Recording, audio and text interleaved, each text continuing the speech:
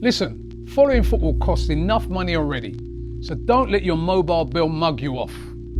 Rocket Mobile gives you unlimited everything for £16 a month. No nonsense. Powered by Vodafone and Free, plus exclusive content and prizes when you switch on over. Scan the QR code or click the link and put that cash back into football. Welcome back to AFTV. I've got Kenyah with me, aka my niece. How you doing? Good. Good. Now listen, I'm going to start off by putting it to you like this. I've interviewed a couple of the other guys on the channel, and they seem to be of the opinion that, it wasn't a great performance, but we got the 3 points, so we should be happy. Now, is that something you concur with, or do you see things slightly differently? Absolutely not. Sorry. I just think if you're gonna try and pretty this game up to me, you're crazy. It's just pure delusion. I'm sorry. I don't want to hear, but we're still top of the league. I don't want to hear that. But that's facts, right? Yeah, it's facts. But for 2 minutes, we nearly weren't top of... for 2 minutes, I saw us go in second against the worst team in the league. Now, mind you, if we'd have drawn, and and Man City win, then they would have been level on points, right? Yeah, but they've got a better goal difference, don't they? I'm not sure. But it would have been level on points. Would we have been level on points? Because they would be 2 points behind us. But if we would have got a point today. Yeah, true, say actually. Yeah, so So we'd be level on points. Yeah. No, but that's redundant because we won. I don't care. I'm sorry. I actually started my day today so well. I had a really nice day, went out with my friends, and that has generally ruined my evening, watching that. That was... Wow, a win has ruined your weekend. Come on. No, it's disgusting. I'm sorry. That's a team you put to the sword and kill. I'm sorry. That was absolutely pathetic on every single level. We cannot sit here and make excuses for that performance and then say, yeah, but we're top of the league though. Does that give you any confidence that you're going to go win the league? Does that give you any confidence that you can go in any competition and win it if you are struggling to break down the worst team in the league, potentially the worst team in Premier League history? I guess you could look at it. I hear what you're saying, Kenyah. No, but hold on. But I guess you could look at it another way. You could look at it like, even on our worst day, we managed to beat them and get the 3 points. And good teams always find a way to win, even if it is through 2 own goals. When we were 1-0 up, TNT said that's 9 wins in a row. So it's routine for us to beat Wolves. Am I right or wrong? Yeah, well, I mean, listen, man. It's routine. It's routine for us to beat Wolves. It should be. I mean, listen. Well, you know yourself, Kenyah. Wolves came into this game with just 2 points all season. They'd not won a game. We're at home. We're top of the table. They're bottom. A lot of us were looking at this game as what we call a stat padding game. We were looking at, that last Yoker is going to show up, get a couple of goals, 3-4-0, boom, up the goal difference. But I guess we've got to be honest and say, it doesn't always work out that way. Yeah, but I'd still expect to see my players act like they've seen a ball before. I'm seeing players, it's like they don't know how to... I'm seeing Timber, who I have so much praise for, he can't even put a cross in for love nor money.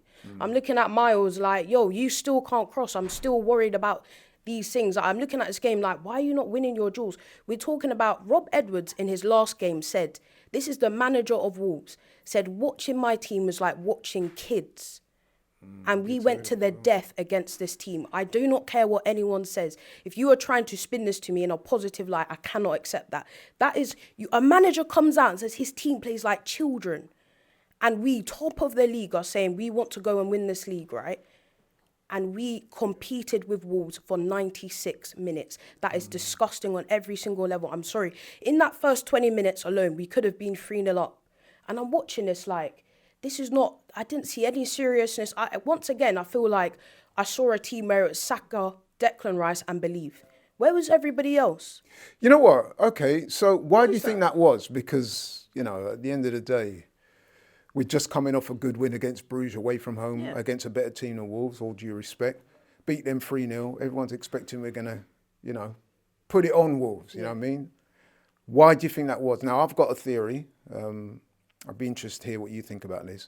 I'm starting to think, based on what I saw today, that there might have been a degree of complacency, maybe not amongst all the players, but I'm thinking that, because that's the only way I can rationalise this, I'm thinking that they might have gone into that game thinking it was going to be easier than it was, and that they were going to, put it on Wolves, like we said, and then when that didn't happen, things just kind of went a little bit downhill.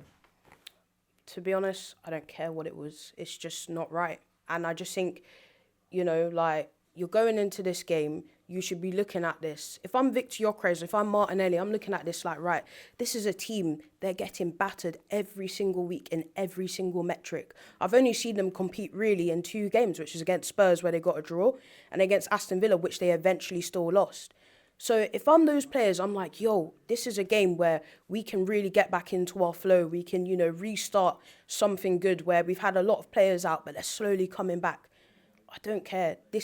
It lacked professionalism on every end of the pitch. Like, the attacking motion of that whole game was so frustrating. And you know what? People will talk about Victor Gyökeres and we'll talk about him, but Eze, that was dreadful. That was awful on every single level.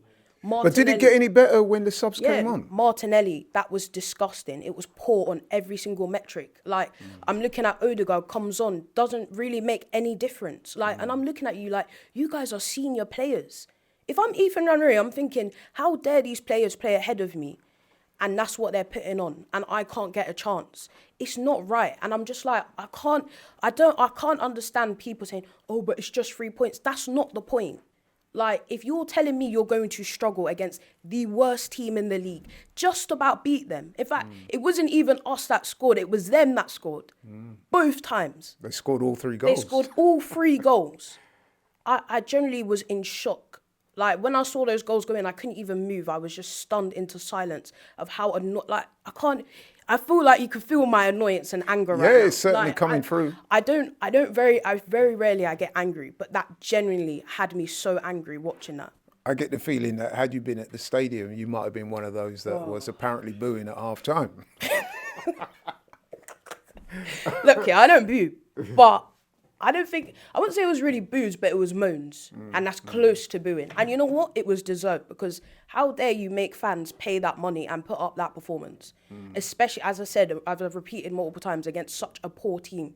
That was, do you know what? I could forgive that if that's against a good team, against like a mid-table team, and it's like, you know what? They're very physical. But no, there's just no excuse for that at all. Complacency, whatever it is. I'm seeing players that were rested. I'm seeing players that haven't played in about 5 games. And they just weren't good enough. I'm not happy with that at all. That's not the level. And we've got to go to Everton away next. And I tell you what, Everton are nowhere near as bad as them lot. And we won't get away with that against them. Simple. I like to think that we're going to raise the levels against Everton. And you're right, Kenyah, we're going to have to, because the performance that we've put out today will not be good enough to beat Everton. That's as simple as that. In terms of that game, though, based on what you saw today, would you make any changes, or would you give them the benefit of the doubt, most of the players? Or would you make some changes, or maybe even wholesale changes? You spoke about the team underperforming so poorly today. How does a manager address that? Yeah, there has to be changes, because there's no way you can perform like that and just come back in for the next game. Victor Gyökeres and all those players as well, Martinelli, you have to... So who comes in? You have to ride the bench, because that is not acceptable at all. If you're going to bring... Do you know what? Bring back Mikel Merino up top then. Bring in Trossard again at left wing, because you know what? When he came on, at least he had a couple of shots at goal. He was quite unlucky not to score one of them, to be honest.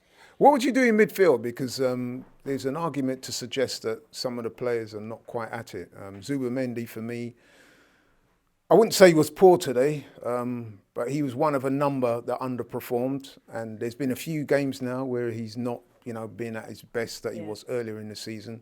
You mentioned Eze, you even mentioned Odegaard. I mean, that midfielder, even Declan, wasn't until the second half that he started to produce more to his normal self. So what kind of midfield would you like to see start against Everton? I don't know, one that's much better than what I just saw. I'm looking at it do you now have to start looking at Ethan and say, maybe I've got to give this kid a chance? Because I'm looking at 2 senior midfielders in Eze and Odegaard who were very, very poor today and so far below the levels. If that was Ethan, we'd be sat here saying, oh, I understand why Arteta doesn't start him. I understand why he's sat on the bench. That's 2 senior players, one of which is our captain. I'm just not impressed with that. Zubi, to be honest, I'm not going to really blame Zubi on much. I thought he was all right. I didn't actually want him to start the game, if I'm being honest. I think he's played a lot of games. I think against Bruges, I didn't really want him to play, but I understood why he had to play. But that whole thing just... Nah, I'm not happy, man. I think it's one of those where we just have to put it behind us. Be grateful that we got the 3 points, because there was an element of fortune about it, and move on to next week, yeah? Yeah, well, I was sat watching with Andrew, and I said to him, I dare this team to draw, because what I would have said instead would have been 10 times worse, because that is not acceptable. Like, our rivals drew with, Spurs drew with them, and they're a dead team. And they drew with Wolves at home in the dire minutes. Why are we taking to the dire minutes to beat this awful team? AFTV would beat this team. I cannot believe what I've seen. I'm just utterly shocked at that.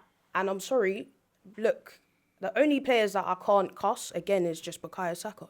This guy, if we don't have this guy, what is the team sometimes? Like, why are we, once again, I'm looking at this game like we're relying on our right winger. Where's our left wing? Where's our striker? Where's our midfield? It's Saka or die. That's not good enough, especially against the small teams. We need to step it up. Do not go to Everton and put in this shift. Otherwise, it will be peak. There you have it, people. A very unhappy fan, and I suspect that she'd be far from the only one. But anyway, Kenyah, thank you very much. Take care.